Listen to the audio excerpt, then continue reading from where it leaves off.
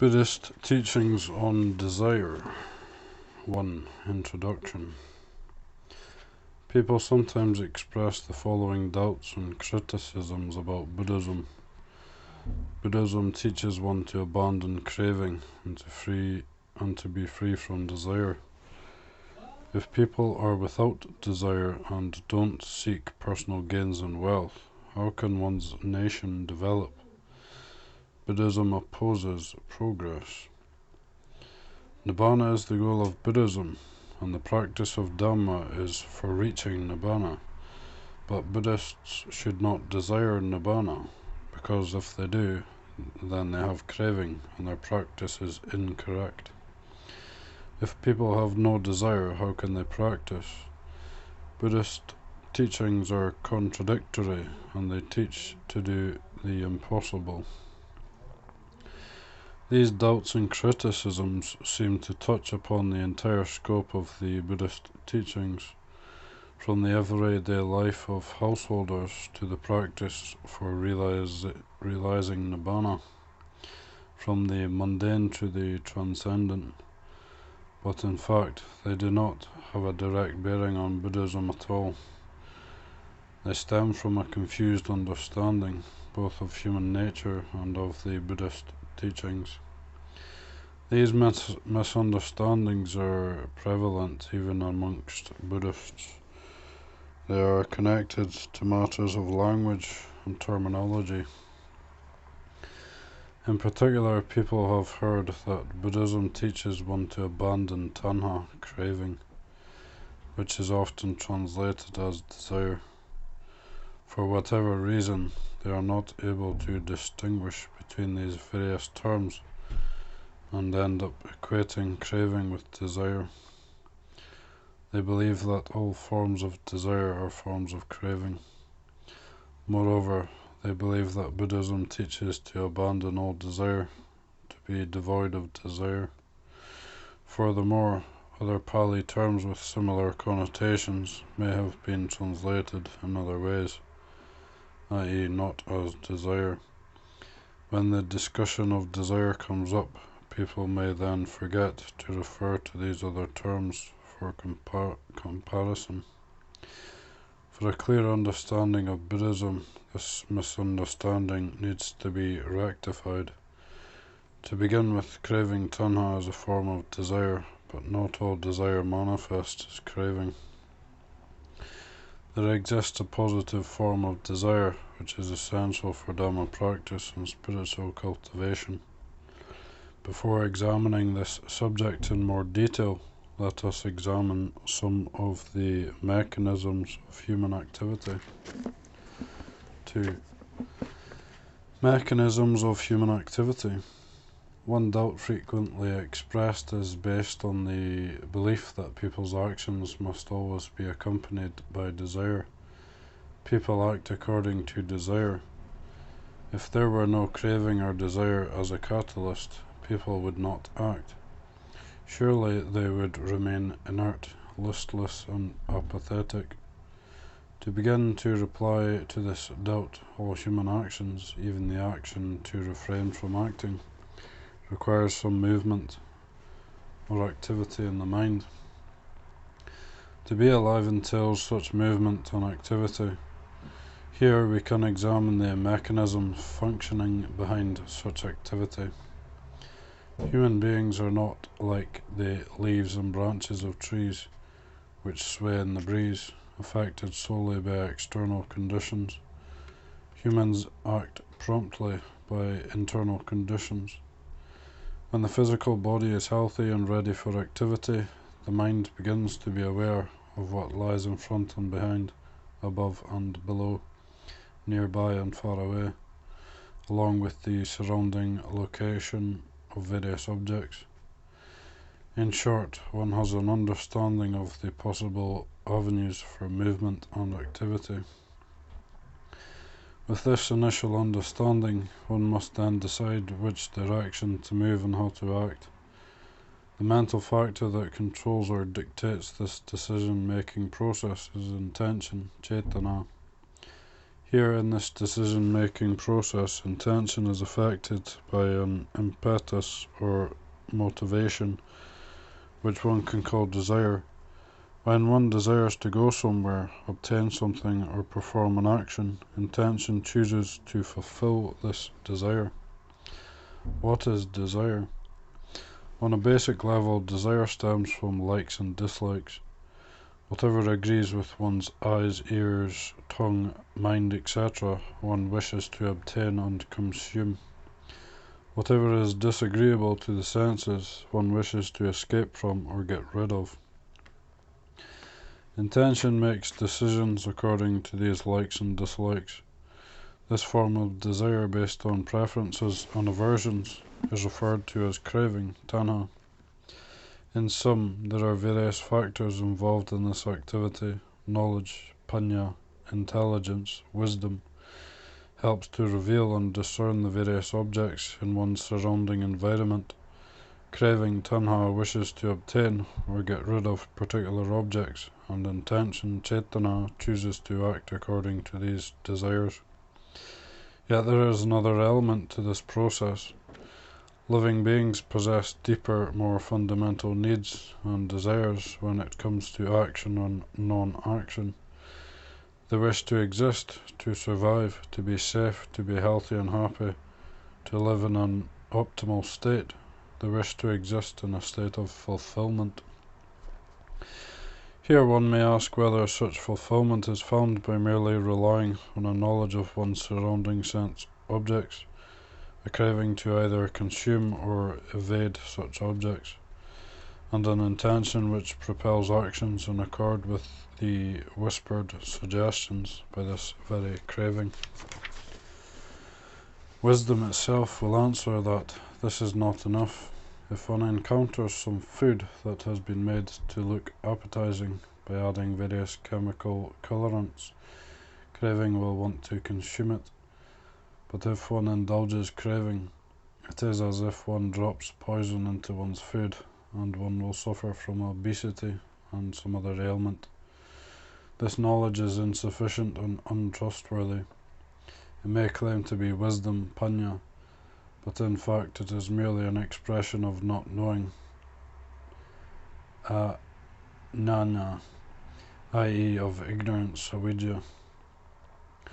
Take the example of a student. Counterfeit wisdom may say, not far from here is a place of amusement and entertainment where one can really be wild and unconstrained. Craving, wishing to have fun, then grabs hold of this appealing prospect. It whispers, don't go off to school and tax yourself listening to some tiring subject. It then prods intention, which decides to skip school and engage in some form of excess or debauchery. When wisdom has been developed as true understanding, besides being aware of one's surroundings, one also knows how to bring about goodness, proficiency, and happiness. One knows what is beneficial and what is harmful, what to promote and what to avoid. One has an understanding of causes and effects, knowing that specific actions will have both short-term and long-term consequences. In the case of the student, he knows that if he goes off to a place of vice and indulgence, he will only derive momentary pleasure. But in the long run, his body, his family, and his intelligence will suffer. If, on the other hand, he perseveres in his studies, all aspects of one's life will improve. Craving acts as an agent, hankering for this and that, while this bogus wisdom only has a dim understanding of these proceedings.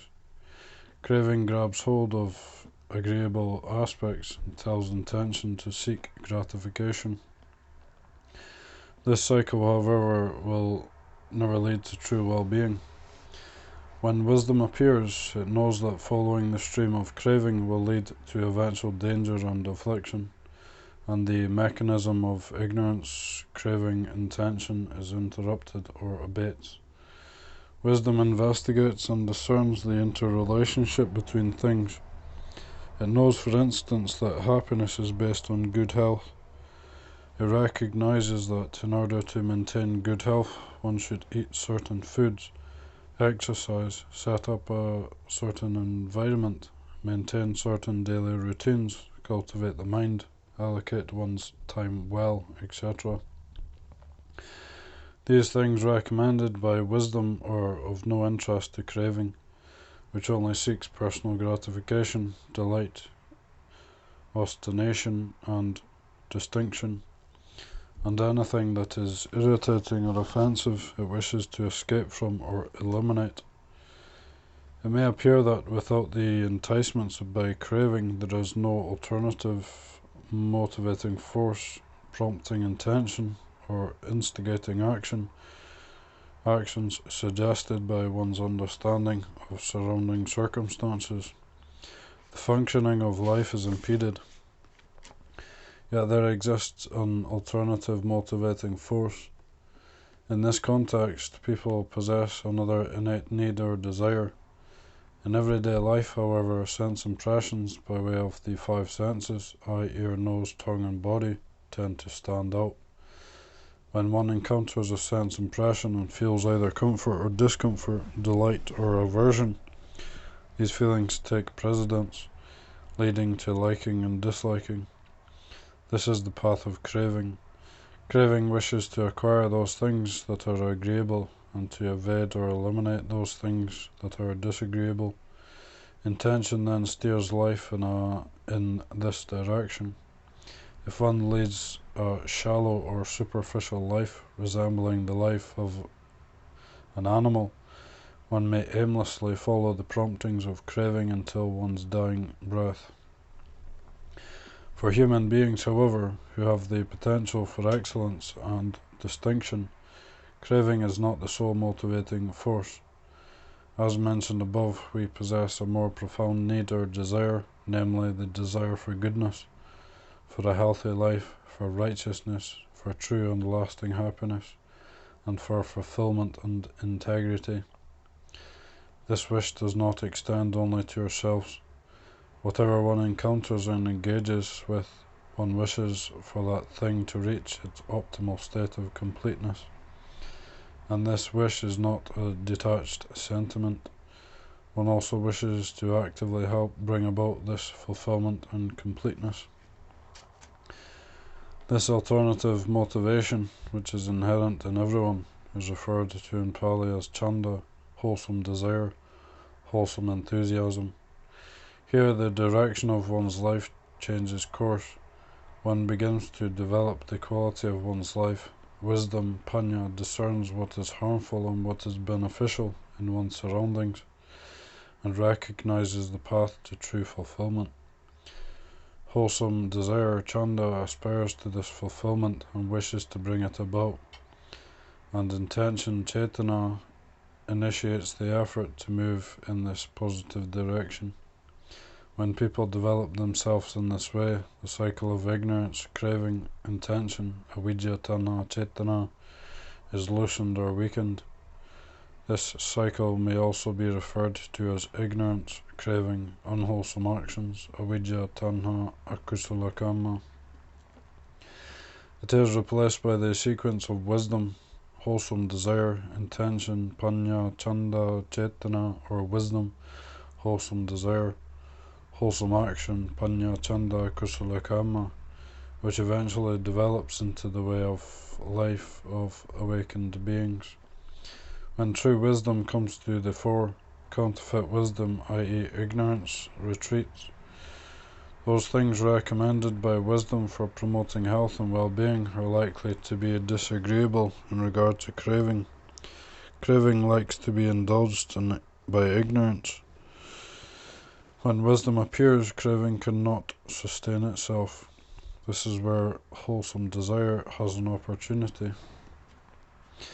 When wisdom points out that true fulfillment is possible and that specific things are valuable for one's life and should be cultivated, wholesome enthusiasm, chanda, takes over this matter from wisdom.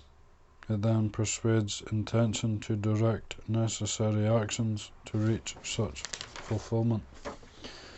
In sum, there are these two distinct kinds of desire, craving tanha and wholesome enthusiasm chanda, there is another important element to this process.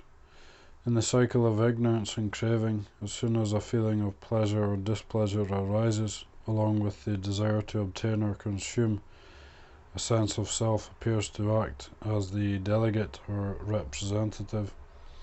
A consumer or owner is born.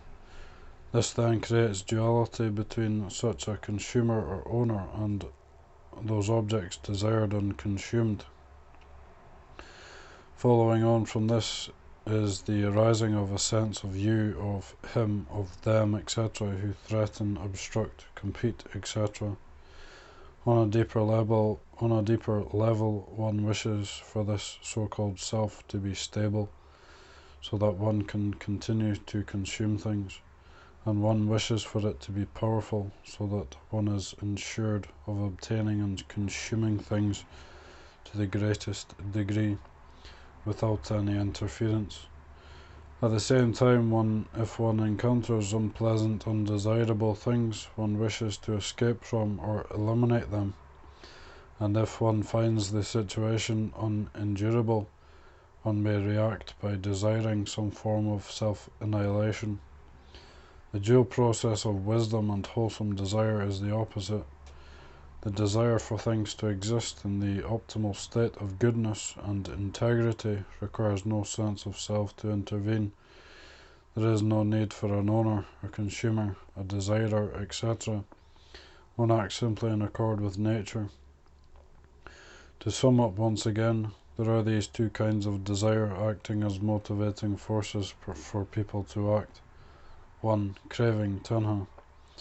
The desire to consume or to acquire, the desire for self-gratification, the desire for oneself to exist or not exist in some particular way, selfish desire.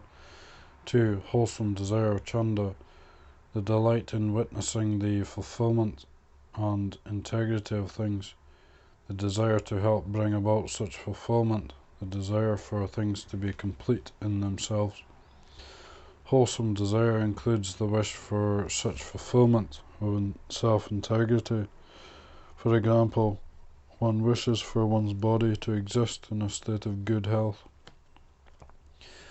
In this case, one wishes for the various organs of the body to exist in their own natural state of well-being.